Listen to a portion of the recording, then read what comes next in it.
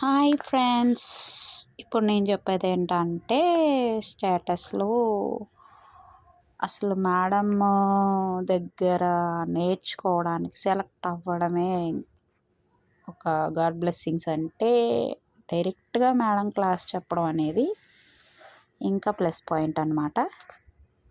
దగ్గరుండి మాకు క్లాస్ చెప్తున్నారు. సో అది ఎందుకంటే ఇంట్రెస్ట్ ఉంది అనిపిస్తే మేడం తప్పనిసరి వాళ్ళని అస్సలు వదిలిపెట్టరు.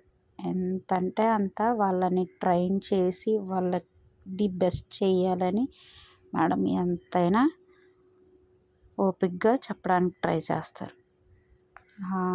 ఇంతేంటంటే మాకు ఈరోజు హెయిర్ కట్.